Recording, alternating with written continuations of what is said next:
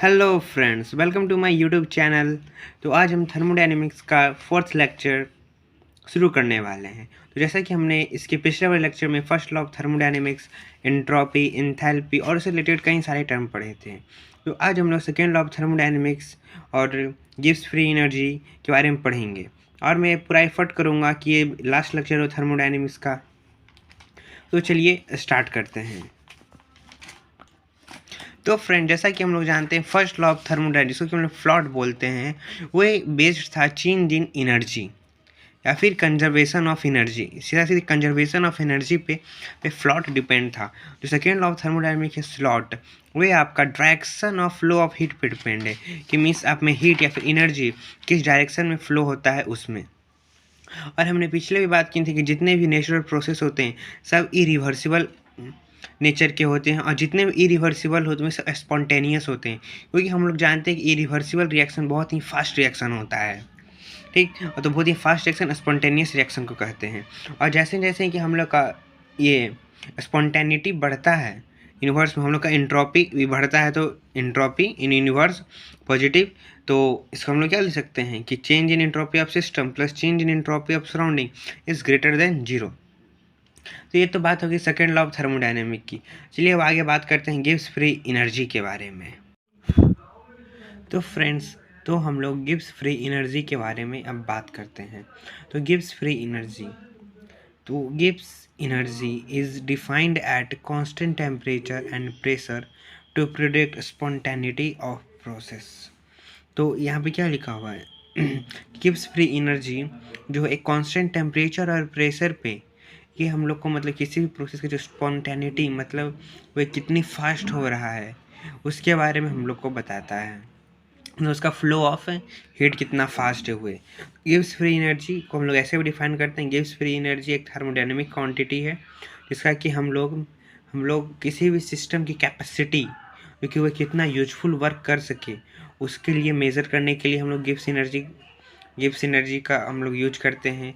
और तो जो असल में जो गिब्स एनर्जी होता है वही होता है यूजफुल वर्क। मतलब जितना ज़्यादा यूजफुल वर्क करेगा उतना उसका गिब्स फ्री एनर्जी होता है। तो जैसे कि आप नीचे एक फार्मूला देख रहे हैं, energy is equal to useful work plus unuseful work. तो unuseful work is equal to T S, useful work में Gibbs free energy, Gibbs energy, और एनर्जी में एच। ये एनर्जी यहाँ पे आपको इंथैल्पी शो करता है। यहाँ पे मेरे पास क्या आ गया, G is equal to enthalpy minus T S means Q reversible, क्योंकि ये भी एक एनर्जी हो गया ना क्यू। तो देखिए जैसे कि ये T S at constant temperature बोला, कांस्टेंट टेम्परेचर पे इंटरनल एनर्जी जीरो होता है, जीरो होता है तो delta U is equal to zero हो जाएगा। तो यहाँ पे हम लोग लिख सकते हैं Q is equal to minus of W। तो ये हमारा ये उसको कहते हैं अनयूजफुल वर्क। तो यहाँ पे Q, तो S is equal to Q by T होता है, तो Q को हम लोग क्या लिख सकते हैं, एस टी लिख सकते हैं। तो इसको हम यहाँ पे पुट किए हैं। ठीक, तो ये तो हो गया सिर्फ एक का। तो अगर हम लोग चेंज इन पता करें तो हमारे पास क्या आ जाएगा, change in Gibbs energy is equal to change in enthalpy minus T into change in entropy. ठीक, जी को हम लोग क्या बोलेंगे, जी है यूजफुल वर्क भी होता है, यूजफुल वर्क को नॉन एक्सपेंशन वर्क भी कहते हैं। तो ये आप इसको कोरिलेट करके दिखा देते हैं कि नॉन एक्सपेंशन वर्क और जी में कैसा रिलेशन बनता है। तो हम लोग अब को रिलेट करते हैं कि work done by non expansion या फिर यूजफुल कैसे गिव्स एनर्जी से रिलेशन बनाता है। तो पहले फर्स्ट लॉ ऑफ थर्मोडायनेमिक के अकॉर्डिंग अब delta E is equal to Q plus W means change in internal energy is equal to Q plus W. ये फार्मूला तो सभी लोग जानते हैं। अगर सिस्टम के द्वारा वर्क डन होगा तो इसका फार्मूला क्या हो जाएगा, delta E is equal to Q minus W. तो according to the second law of thermodynamic या फिर गिब्स एनर्जी के अकॉर्डिंग हम लोग वर्क डन को दो भाग में तोड़ लेते हैं। एक वर्क डन बाय एक्सपेंशन, दूसरा work done by non expansion. ठीक, तो एक्सपेंशन का वर्क डन क्या होता है, P is equal to delta V, और नॉन एक्सपेंशन ऐसे ही रह जाएगा। तो इसका चेंज इन इंटरनल एनर्जी, अगर हम इस वैल्यू को अगर हम लोग यहाँ पे पुट करते हैं, यहाँ पे इसको पुट करेंगे तो हमारे पास ये वैल्यू आ जाएगा। जब ये वैल्यू आ जाएगा तो यहाँ पे Q क्यू इसको इधर भेज देंगे तो यहाँ पास delta E plus P delta V plus work done by non expansion आ गया। तो delta E plus P delta V क्या होता है, चेंज इन इंथैल्पी होता है। तो Q is equal to change in enthalpy plus work done by non expansion आ गया। तो क्यू, तो क्यू को हम लोग क्या लिख सकते हैं, T delta change in entropy, Q change in entropy लिख सकते हैं ना, क्योंकि delta S is equal to Q by T होता है। तो क्यू को इधर भेज देंगे तो क्यू इजकल टू ये लिख सकते हैं, और ये हो गया इंथैल्पी और work done by non expansion, जिसको कि वर्क डन बाई यूजफुल भी बोलते हैं। ठीक, तो वर्क डन बाई यूजफुल हमारे पास क्या आ जाएगा, T D S minus delta H, ये आ गया। इसको कि यूजफुल भी बोलते हैं। तो इसका वैल्यू क्या होता है, असल में देखिए डेल्टा जी का वैल्यू क्या होता है, delta H minus of T delta S, लेकिन यहाँ पे ये तो इसको हम लोग क्या लिख सकते हैं, ये हो गया माइनस डेल्टा जी के बराबर। तो वर्क डन बाई यूजफुल या फिर work done by non expansion is equal to negative of Gibbs energy. तो हम लोग क्या कर सकते हैं, the decrease in Gibbs energy of system is equal to the non expansion work. मतलब ये हमारा जैसे कि कोई हम रिएक्शन कराएं, उसमें हमारा गिब्स एनर्जी जितना डिक्रीज हुआ, उसमें गिब्स एनर्जी जितना डिक्रीज हुआ, उसमें उतना ही उसका हम लोग का जो आंसर आएगा उतना ही वर्क डन बाई यूजफुल, उतना ही हमारे पास यूजफुल वर्क डन आएगा और फिर नॉन एक्सपेंशन वर्क डन आएगा। ठीक, तो ये तो हम लोग रिलेट कर दिए, work done by useful is equal to क्या, इसको गिब्स एनर्जी के फॉर्म में रिलेट कर दिए। अब आगे हम लोग देखते हैं इसको एंट्रोपी से को रिलेट करके, कि relation between delta G of system and delta S of total, या फिर Gibbs energy change and spontaneity, इसमें हम लोग देखते हैं इसका रिलेशन।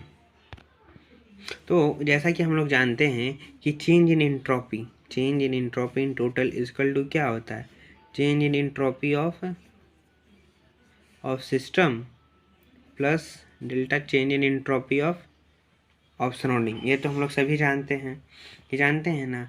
ये लेट मान लीजिए यहाँ पे हम प्रेशर और टेम्परेचर दोनों को कांस्टेंट लेते हैं। जब प्रेशर और टेम्परेचर दोनों कांस्टेंट हुआ तो हम लोग क्या लिख सकते हैं, जो Q means heat of system is equal to minus of heat of surrounding लिख सकते हैं, क्योंकि डेल्टा एस का वैल्यू Q बाई टी होता है और टी हम लोग कांस्टेंट ले रहे हैं। तो Q by system is equal to minus of Q by surrounding, ये हम आगे जो इसके पहले वाले लेक्चर थे उसमें अच्छे से क्लियर कट बता चुके हैं। जिसका नहीं समझ में आ रहा है वो पीछे जाके वो लेक्चर को देख सकते हैं। ठीक, तो ये हमारे पास आ गया, ये और ये देखिए, यही दो का यूज करके जो हमारा जो नेक्स्ट रिलेशन है कि हम लोग कैसे डेल्टा जी ऑफ सिस्टम को एंट्रोपी ऑफ टोटल से कोरिलेट करते हैं, या फिर स्पॉन्टेनिटी से इसको कोरिलेट करते हैं। तो चलिए स्टार्ट करते हैं। तो हम लोग कैसे क्या बात बोले थे कि ये प्रेशर भी इसमें कांस्टेंट है, मतलब at the constant temperature and pressure. तो QP भी यहाँ पे कांस्टेंट है, तो यहाँ पे प्रेशर कांस्टेंट है। तो Q is equal to QP which is equal to change in enthalpy, क्योंकि हम एक पीछे एक टर्म पढ़े थे जब आपको इंटरनल एनर्जी के बारे में बता रहे थे। तो यहाँ पे जो हीट होता है, मतलब जो Q होता है वो is equal to change in enthalpy के बराबर होता है। ठीक, तो यहाँ हमारे पास क्या आ गया, Q of system is equal to minus of Q of surrounding. तो change in enthalpy of system is equal to minus of change in enthalpy of surrounding. तो अगर हम लोग एंट्रोपी ऑफ सराउंडिंग लिखेंगे तो ये क्या यहाँ पे हीट को डोनेट कर रहा है, तो यहाँ पे सराउंडिंग है तो डेल्टा एच बाई टी लिख देंगे। वही जब हम लोग सराउंडिंग, तो यहाँ पे हम लोग जब सराउंडिंग लिखते हैं तो यहाँ पे सराउंडिंग को हम लोग ऐसे भी डोनेट करते हैं, surrounding delta H of surrounding को माइनस और delta H system divide by T, क्योंकि हमारे पास क्या है, यहाँ पे हमारे पास ये है ना कि Q of system is equal to minus of Q of surrounding. तो Q ऑफ सराउंडिंग को minus of Q of system भी तो लिख सकते हैं, और तो minus Q of system is equal to minus of change in enthalpy of system भी लिख सकते हैं। तो ये हो गया डेल्टा एस टोटल क्या होता है, डेल्टा एस टोटल होता है delta S of system plus delta S of surrounding, ये होगा। तो डेल्टा एस ऑफ सिस्टम क्या होगा, H delta H of system divide by T plus delta H of surrounding हमारे पास क्या है, minus of delta H of system divide by T, ये हमारे पास आएगा। ठीक, तो इसको भी हम लोग ऐसे ही रहने देते हैं, टी डेल्टा एस सिस्टम। जब हम इसको मतलब सॉल्व करेंगे तो हमारे पास क्या आएगा, T delta S total equal to delta S system equal minus of delta H system. ये आएगा हम लोग के पास, ये आएगा ना, ये माइनस है यहाँ पे कि टी डेल्टा एच टोटल, मतलब यहाँ पे एलसीएम लेंगे तो इसको इधर भेज देंगे, फिर इस पर मल्टीप्लाई हो जाएगा। ये तो मतलब नॉर्मल से नहीं थे, आप सबको आना भी चाहिए।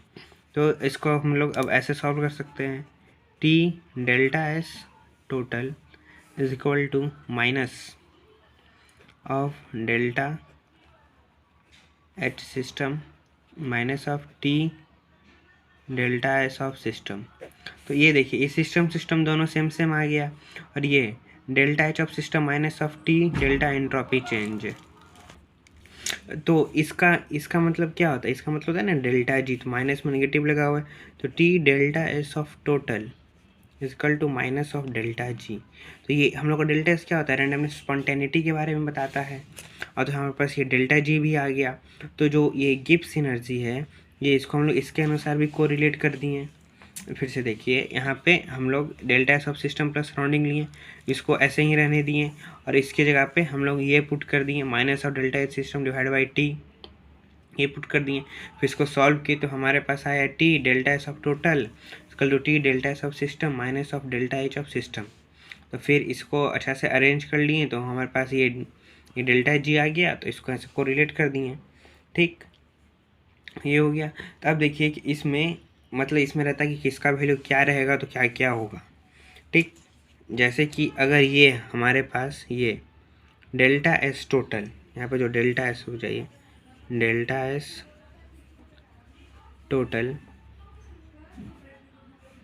पॉजिटिव है और डेल्टा जी नेगेटिव है, और डेल्टा एस ये जीरो है, डेल्टा जी जीरो है, और ये नेगेटिव है, और ये पॉजिटिव है। तो जब ऐसा हो कि ये पॉजिटिव और ये नेगेटिव, तो वे हो जाता है आपके पास स्पॉन्टेनियस प्रोसेस। स्पॉन्टेनियस मतलब इस डायरेक्ट थ्योरेटिकल क्वेश्चन पूछ लिया जाता है, ये हो गया स्पॉन्टेनियस प्रोसेस। अगर डेल्टा एस नेगेटिव आया और डेल्टा जी पॉजिटिव है, तो वे आपका हो जाएगा नॉन स्पॉन्टेनियस।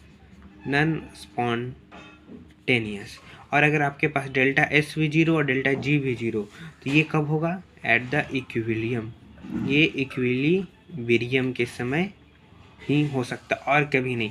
तो ये सीधा डायरेक्ट थ्योरेटिकल क्वेश्चन पूछ लिया जाता है। अगर ये पॉजिटिव ये नेगेटिव तो स्पॉन्टेनियस, ये नेगेटिव ये पॉजिटिव तो नॉन स्पॉन्टेनियस, दोनों जीरो तो इक्विलिब्रियम। हाँ, अगर ये भी हो सकता है, अगर दोनों पॉजिटिव रहा तो, अगर दोनों पॉजिटिव रहा तो ये हो जाता है नॉन स्पॉन्टेनियस, और दोनों नेगेटिव रहा तो हो जाता है स्पॉन्टेनियस। इट मीन्स आप इसको अच्छा से मतलब शॉर्ट ट्रिक्स आप इसको ऐसे याद कर सकते हैं कि नेगेटिव को स्पॉन्टेनियस मान के सोच लीजिए, डेल्टा जी के पास नेगेटिव है तो स्पॉन्टेनियस होगा, डेल्टा जी के बाद पॉजिटिव आ गया तो नॉन स्पॉन्टेनियस हो जाएगा, और फिर से डेल्टा जी के बाद पॉजिटिव आ गया तो नॉन स्पॉन्टेनियस, डेल्टा जी के पास नेगेटिव है तो स्पॉन्टेनियस। मतलब ऐसे आप याद कर सकते हैं, नेगेटिव रहा डेल्टा जी के पास तो वो हो जाता है स्पॉन्टेनियस, अगर पॉजिटिव रहा तो हो जाता है नॉन स्पॉन्टेनियस। तो ये इसी पे एक चार्ट है, वो देखते हैं। तो चलिए अब ये चार्ट देखते हैं। तो आपको पता होना चाहिए, ये चार्ट आपको अच्छी तरह से समझ में भी आना चाहिए और याद भी होना चाहिए। इसलिए हम पहले कि कौन नेगेटिव है कौन पॉजिटिव, कौन नेगेटिव पॉजिटिव, ये सब कर चाहिए। अब डिस्क्रिप्शन में ये कब होगा, तो अगर ऐसा होगा तो कौन सा प्रोसेस होगा और कब होगा, इसके बारे में हम लोग अब बात करेंगे। तो पहले तो स्पॉन्टेनिटी और नॉन स्पॉन्टेनियस के बारे में बात कर लेते हैं।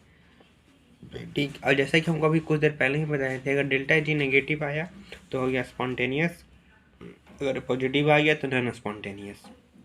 ठीक, तो किस में नेगेटिव है, इसमें स्पॉन्टेनियस, इसमें स्पॉन्टेनियस, इसमें नॉन स्पॉन्टेनियस, इसमें नॉन स्पॉन्टेनियस, इसमें स्पॉन्टेनियस, और इसमें नॉन स्पॉन्टेनियस।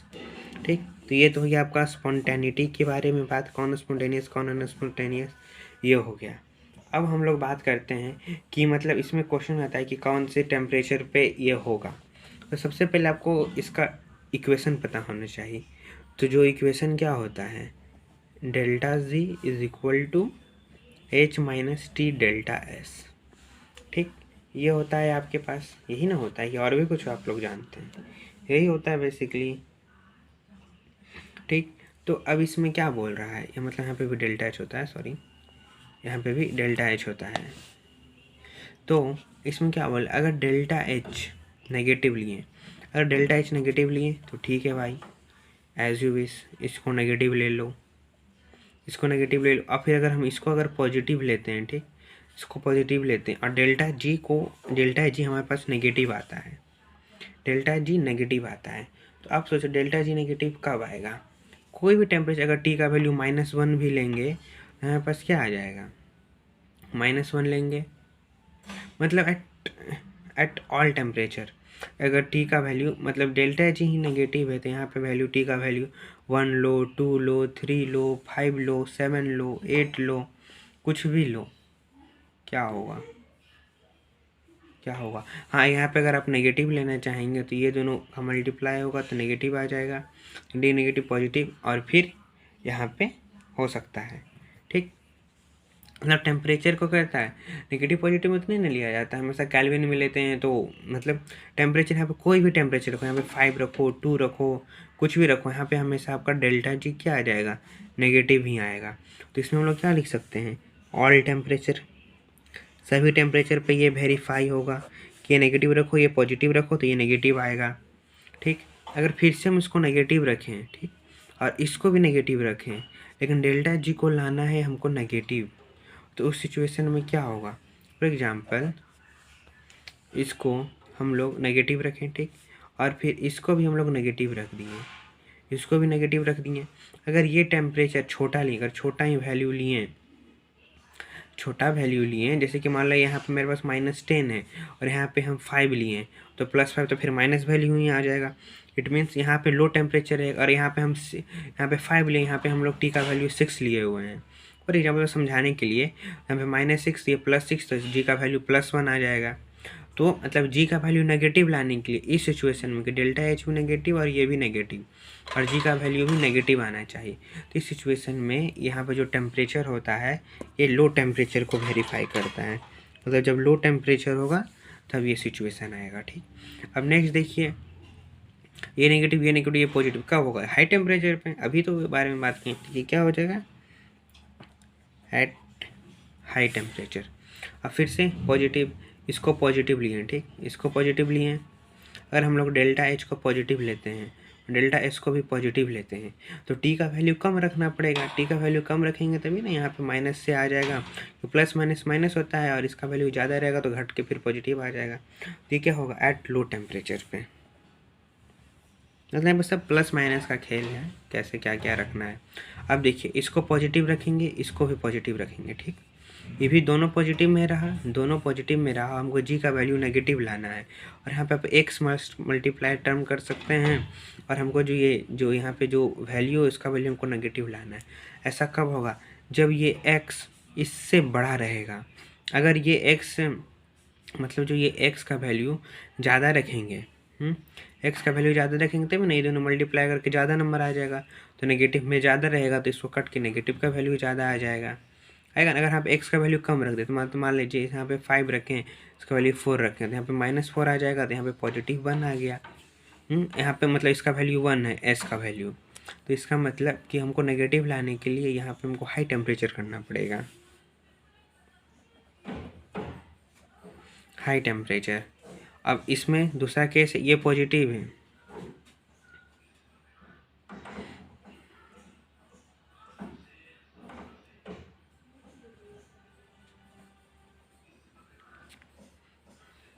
हाँ दूसरा कि इसको पॉजिटिव रखो, डेल्टा एस को नेगेटिव रखो और इसका वैल्यू पॉजिटिव आना चाहिए। तो भाई टी का कोई भी वैल्यू रखो, टी का कोई भी वैल्यू रखो हमारे पास वही आएगा। तो यहाँ भी हो गया at all temperature, all temperature, यहाँ पे टी का वैल्यू 2 रख दो, ठीक है, इसका वैल्यू नेगेटिव है ना, माइनस माइनस पॉजिटिव हो जाएगा और ये तो पॉजिटिव है, ये हमेशा पॉजिटिव वैल्यू में आएगा।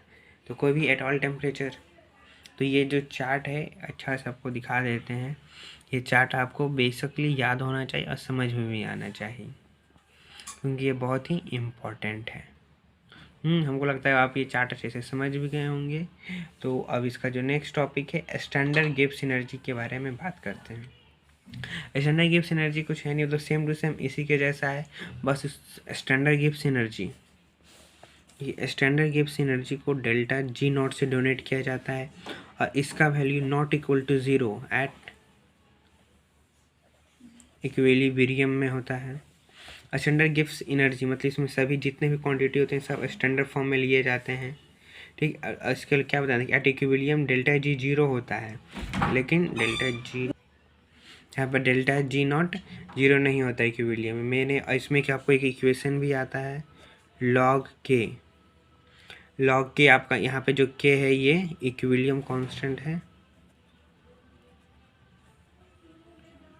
इक्विलिब्रियम कांस्टेंट है, जिसका कि वैल्यू आता है आपके पास e minus delta G naught divide by R T, ये होता है value e delta G naught divide by R T, ठीक। इसको याद रखना, या फिर आप डेल्टा जी नॉट को अगर यहाँ से ब्रेक करेंगे तो आपके पास एक और वैल्यू आता है delta G naught is equal to R T ln of K minus of R T ln of K. L को तोड़ दीजिएगा तो आपके पास आ जाएगा minus of 2.303 R T log, यहाँ पे लॉग हो जाता है ओके, लॉग ऑफ के मतलब यहाँ पे अच्छा से लिख देते हैं। तो delta G naught is equal to minus 2.303 N R log of K, ये होता है इसका वैल्यू। तो चलिए अब इसके बाद इसका एक अब सेकेंड लॉ थर्मोडायनेमिक्स हो गया, अब थर्ड लॉ थर्मोडायनेमिक्स बात करेंगे, इसके बाद लेक्चर कंप्लीट। तो फ्रेंड्स अब हम लोग third law of thermodynamics plot के बारे में बात करते हैं। तो थर्ड लॉ ऑफ थर्मोडायनेमिक्स का जो डिफिनेशन होता है मतलब वो एक क्या बोलता है, according to third law of thermodynamic at zero Kelvin means at zero Kelvin कहने का मतलब एब्सोल्यूट ज़ीरो टेम्परेचर, पूरी तरह से जीरो टेम्परेचर होना चाहिए। तो उस समय जो किसी भी प्योर परफेक्ट क्रिस्टलाइन सॉलिड उसका जो एंट्रोपी होता है वो जीरो लिया जाता है। कोई भी प्योर परफेक्ट क्रिस्टलाइन सॉलिड होगा एक जीरो कैल्विन पे उसका एंट्रोपी जीरो होता है। लेकिन इसमें भी कुछ एक्सपेक्शन में आते हैं, जैसे कि आपका हो गया ये NO N2O CO CO2 ice mixture of isotope, ये सब इसमें है एक्सपेक्शन में है, जिसमें कि इस सब का जो एंट्रोपी चेंज होता है वो जीरो नहीं होता है। लेकिन बाकी जितने भी परफेक्ट क्रिस्टलाइन सॉलिड होते हैं वे सब का एट ज़ीरो कैल्विन पे उन सब का एंट्रोपी जीरो होता है। तो ये तो हो गया थर्ड लॉ ऑफ थर्मोडायनेमिक, जो कि बहुत ही ईजी टॉपिक था। अब नेक्स्ट हम लोग बात करते हैं जूल थॉमसन इफेक्ट के बारे में। जूल थॉमसन इफेक्ट एक फेनोमेना है जो कि हम लोग को ये बताता है, इसके पहले एक बार हम ये पढ़ लेते हैं। The phenomena of change in temperature when a gas is allowed to expand adiabatically. ये देखिए यहाँ पे ये टर्म इसको जानिए, क्या लिखा हुआ है एडियाबैटिकली मीन्स यहाँ पे क्या होना चाहिए Q is equal to zero, इसमें जो हीट होगा वो जीरो होगा, इसमें अनदर कोई हीट नहीं दिया जा रहा है। और इसमें से एक्सपैंड होना है, रीजन कहाँ से कहाँ, हाई प्रेशर से low pressure through a fine hole, means एक छोटे से होल से जैसे कि हाई प्रेशर से लो प्रेशर की ओर जाना है और साथ में एक्सपेंड करना है। यदि कोई भी सिस्टम है वो सिस्टम एक छोटा सा होल कर लीजिए जहाँ पे कि एनर्जी का अंदर बाहर होना नहीं, वहाँ पे एडियाबैटिकली मतलब एनर्जी इक्वल टू ज़ीरो वहाँ पे, और वहाँ पे का टेम्परेचर जैसे जैसे चेंज हो रहा है वहाँ पे एक्सपेंडेशन बढ़ रहा है, और किधर से हाई प्रेशर से टू लो प्रेशर, इसको कहते हैं जूल थॉमसन इफेक्ट। और इसका फॉर्मूला होता है U इक्वल टू dt/dp। यहाँ पे टेम्परेचर है, ये प्रेशर है, हाई प्रेशर मतलब ये चेंज इन प्रेशर। यहाँ पे जो dp होता है हमेशा नेगेटिव लिया जाता है, मतलब ऑलवेज नेगेटिव आता है, क्योंकि खुद सोचिए हाई से लो जा रहे हैं मीन्स कम से ज़्यादा की ओर। जब इनिशियल का वैल्यू मतलब यहाँ पे हाई से लो की ओर जा रहे हैं तो ये आपका इनिशियल हो गया, ये फाइनल हो गया। तो यहाँ पे जो चेंज इन प्रेशर होगा हमेशा तो नेगेटिव होगा। और ये आपका ये टेम्परेचर, चेंज इन टेम्परेचर क्या बोल रहा है कि चेंज इन टेम्परेचर, जब टेम्परेचर में चेंज होता है तभी ना अलाउ करता है। चेंज इन टेम्परेचर तो पॉजिटिव नेगेटिव कुछ भी हो सकता है। तो अब बात करते हैं जब u मतलब जब आपका ये जो फॉर्मूला आया u equal to D T by D P, और ये 0 से बड़ा हुआ तो ये आपका कूलिंग इफेक्ट कराएगा, 0 से कम हुआ तो हीटिंग इफेक्ट कराएगा, और 0 के बराबर हुआ तो आइडियल गैस होगा। तो देखिए जब कूलिंग इफेक्ट हो कहने का मतलब है u 0 से बड़ा। u 0 से बड़ा कब होगा? जब इसका वैल्यू बड़ा होगा। इसका वैल्यू बड़ा होने पर जो एक्सपैंड हो रहा है, जब वो एक्सपैंड होगा तो अंदर की जो हीट होगी, मतलब उससे क्या होता है, वो जो हीट जो मतलब हीट तो यहाँ पे चेंज हो नहीं रहा है, यहाँ आपका कूलिंग इफेक्ट हो जाएगा। और इसको मतलब during expansion enthalpy of system remain constant. ये जो एक्सपेंशन होता है इसमें इंथैल्पी, यहाँ पे देखिए हम एडियाबैटिकली ले रहे हैं, एडियाबैटिकली में Q इक्वल टू 0 होता है, एडियाबैटिकली में Q इक्वल टू 0 होता है। तो जो ये जो फेनोमेना होता है इसमें जो एक्सपेंशन होता है, एक्सपेंशन के दौरान सिस्टम को जो इंथैल्पी होता है मीन्स H होता है, वो एक कांस्टेंट होता है। H कांस्टेंट मतलब Q इक्वल टू क्या होता है, delta H, change in H। यहाँ पे Q इक्वल टू 0 है, Q इक्वल टू 0 है, it means H of initial equal to H of final होगा, तभी ना आपका Q 0 होगा। क्योंकि जो हीट होता है, जो Q का वैल्यू क्या हम लोग आगे पढ़े थे पिछले लेक्चर में, इसके बारे में हम बता चुके हैं। Q equal to change in enthalpy होता है, Q equal to delta H आता है। तो यहाँ पे क्या Q इक्वल टू 0, क्योंकि प्रोसेसिंग एडियाबैटिकली है, तो Q इक्वल टू 0 इसमें delta H equal to 0। Delta H क्या होता है, इनिशियल माइनस फाइनल। जब ये दोनों वैल्यू सेम रहेगा तभी ना Q का वैल्यू 0 आएगा। इट मीन्स यहाँ पे जो इंथैल्पी होता है कांस्टेंट होता है, इंथैल्पी कांस्टेंट होता है, तो इसलिए इसको आइसो इंथैल्पिक प्रोसेस कहते हैं। जैसे देखिए आइसो सीधा सीधा अब तो आपको आइडिया भी होगा, जहाँ पे आइसो वहाँ पे कांस्टेंट, कि आइसोबैरिक, आइसोबैरिक में प्रेशर कांस्टेंट, आइसोथर्मल में टेम्परेचर कांस्टेंट, तो आइसो इंथैल्पिक में इंथैल्पी कांस्टेंट। तो आई होप आपको ये लेक्चर अच्छा लगा होगा। इसी के साथ थर्मोडायनेमिक का मेरा ये चैप्टर कंप्लीट होता है। और लेक्चर के स्टार्टिंग में बता दी चुके थे हम थर्मोकेमिस्ट्री शायद हम नहीं पढ़ाएंगे, अगर टाइम मिलेगा तो कभी उस पर लेक्चर बना देंगे। ऐसे थर्मोडायनेमिक कुछ है नहीं, यहाँ पे जो आप इंथैल्पी पढ़े हैं उसी का बस रिएक्शन में यूज करना होता है। तो I hope you like this series of thermodynamic and thank you. Subscribe, like and share और पढ़ते रहिए।